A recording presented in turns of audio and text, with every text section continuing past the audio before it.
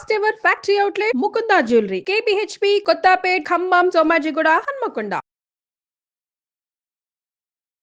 ஆண்டாள் திருவடிகளே శరణం.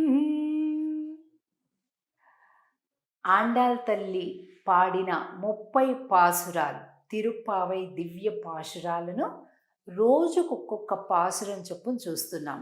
చూస్తూనే 13వ రోజుకి మనం చేరుకున్నాం.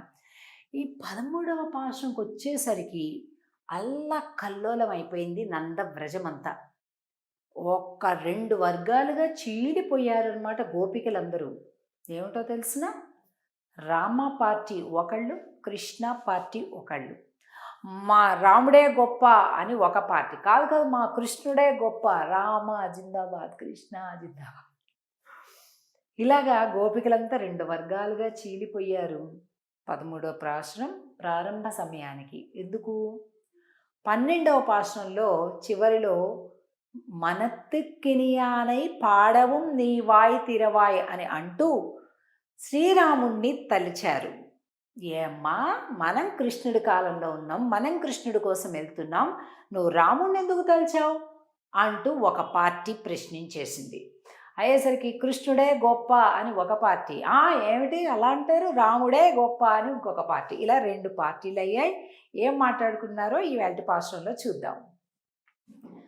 புள்ளின்வாய் கிண்டானை பொல்லாவரக்கனை கிள்ளி களைந்தானை கீர்த்திமை பாடிப்போய் பிள்ளைகளெல்லாரும் பாவை களம்புக்கார் வெள்ளி எழுந்து பியாஜ முரங்கித்து புள்ளும் சிலும்பினகான் போதரி கண்ணினாய் குள்ள குளிர குடைந்து நீராடாதே பள்ளி கிடத்தியோ பாவாய் நீ நன்னாளால் கள்ளம் தவிர்ந்து கலந்து ஏலோரெம்பாவாய்.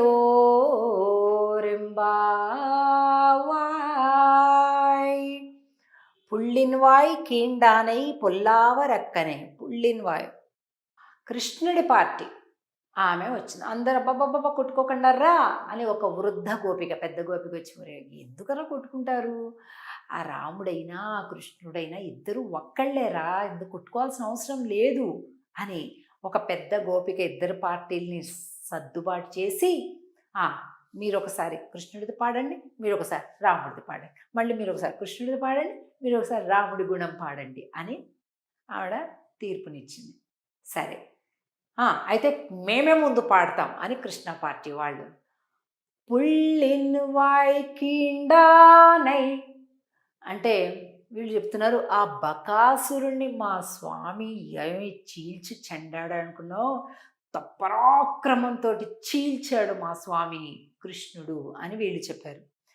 వెంటనే రామ పార్టీ వాళ్ళేం చెప్పారంటే, కిళ్ళి కళైందానై కీర్తిమై పాడిపోయ్. దశకంఠుడున్నాడే 10 తలల రాక్షసుడు, వాడిని దేవతలు, దానవులు, గంధర్వులు ఎవ్వరేమి చెయ్యలేనటువంటి వాడు.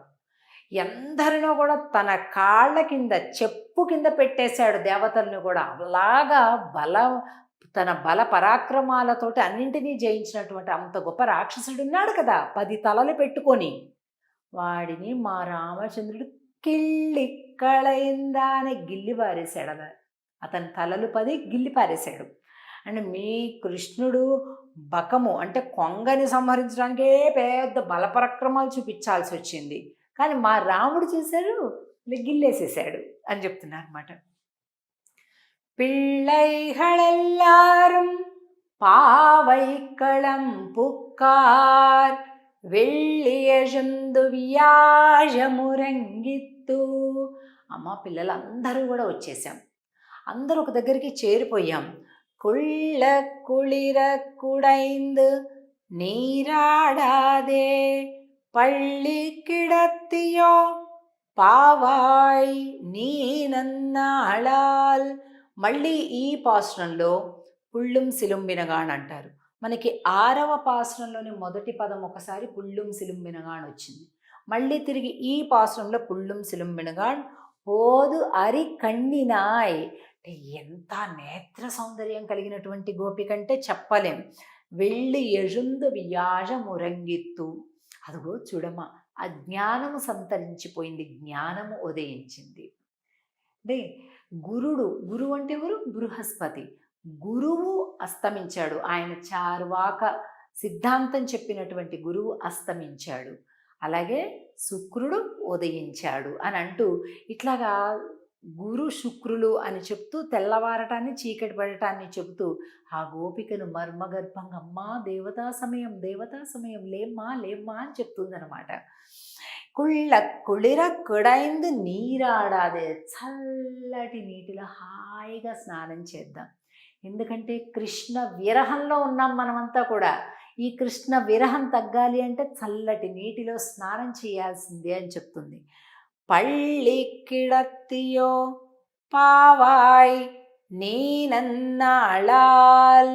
అంటే పళ్ళి కిడత్తియో, పడుకొనే వింటున్నావా? మేము పాడుతూనే ఉన్నాం, నువ్వు వింటూనే ఉన్నావా అమ్మా అంటున్నారు. ఇందులో ఈ పాసురంలో బకాసుర వధ అనేది మొట్టమొదట పదంగా చెప్పారు. ఏంటి బకం అంటే కొంగ అంటే ఏంటి? దంభము అంటే ఏంటి? మనం చేయకుండా చేసినట్లుగా అందరికీ కనిపించేలాగా చేయటం. మనం గొప్పవాళ్ళం కాదు, కానీ గొప్పవాళ్ళుగా కనిపించాలని ప్రయత్నిస్తాం. మనకంత ధనం లేదు, కానీ అంత ధనం ఉన్న వాళ్ళుగా కనిపించాలని ప్రయత్నిస్తాం. అలాగే ఒంటి కాలుతోటి నిలబడి కొంగ ఏం చేస్తుంది? ఎవ్వరు లేనప్పుడు టక్ టక్ అని నోట్లో వేసుకుంటుంది. అదేదో జపం చేస్తున్నట్టు, ఒంటి కాలు మీద తపస్సు చేస్తున్నట్టు అలా ఉంటుంది చూడటానికి. కానీ అది చేసే తపస్సా కాదు, ఆహార వేట. అలాగే మనుషులలో కూడా దంభం చాలామంది చేసేటటువంటి ఒక చాలా పెద్ద తప్పు. మేమండి చాలామంది చెప్తుంటారండి నాతో, రోజు అండి 2 గంటలు పడుతుందండి నాకు పూజ, 3 గంటలు చేస్తానండి, 4 గంటలు చేస్తానండి అని చెప్తారు. ఎందుకు చెప్తున్నారు? నాకు ఎప్పుడు అర్థం కాదు. నీకు ఆనందం కలిగింది, నీకు ఇష్టమైంది, నువ్వు నీ సంతోషం కోసం నువ్వు చేసుకుంటున్నావు.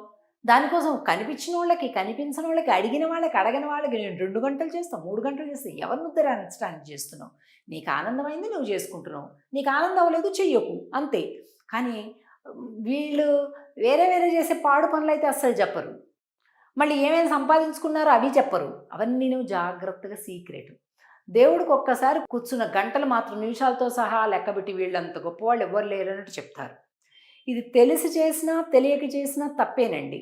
ఎవ్వరు కూడా భగవంతుడి ఆరాధనకి మేము ఇంతసేపు అంతసేపు ఎవరికి చెప్పకండి.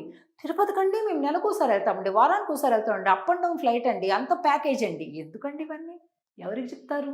నీకు ఇష్టమైతే నువ్వు వెళ్ళు, ఇష్టం లేకపోతే వెళ్ళకు, అంతవరకే. కానీ దాన్ని పెద్ద చాటింపు వేసుకోవాల్సిన పని లేదు. అలాగే దాన ధర్మాల విషయంలో కూడా బాబా ఇంకా అదైతే చెప్పలేము. ఎంత అసహ్యంగా ఉంటుందంటే, ఒక్క చిన్న దానం చేయటం బోల్డ్ ఫోటోలు, శాలువాలు, కాండవాలు, ఈ మొమెంటోలు పట్టుకోవటం, ఇటో 10 మంది అంటే ఎందుకు వచ్చిందండి ఇవన్నీ? నాకు అర్థం కాదు. నీకు ఇష్టమైంది నువ్వు ఇచ్చావు, అంతవరకే. దానికి పబ్లిసిటీ ఏంటి? తీసుకున్నవాడు సిగ్గుతో చచ్చిపోయేలాగా. అసలు అలాంటి పనులు చేయొద్దండి. అలాగే ఇవాళ ఆండాళ్ళు తల్లి ఈ 13వ పాసురంలో దాని గురించి చెప్తుంది. దంభము లేకున్నా ఉన్నట్టు నటించకు అని చెప్తుంది. ఎంత బాగుంది కదండి. తప్పకుండా ఈ ధనుర్మాసం సాక్షిగా మనలో ఉండేటటువంటి మలినాలు తెలియక తెలిసి ఉన్నటువంటి వాటిని తొలగించుకునే ప్రయత్నం చేస్తూ ముందుకెళ్దాం. రేపటి రోజు 14వ పాసురం రోజు తిరిగి కలుద్దాం. జై శ్రీకృష్ణ. ఆండాళ్ తిరువడిగళే శరణం. సుమన్ టీవీలో మీ పర్సనల్ అండ్ బిజినెస్ ప్రమోషన్స్ కోసం కింది నెంబర్కి కాంటాక్ట్ చేయండి.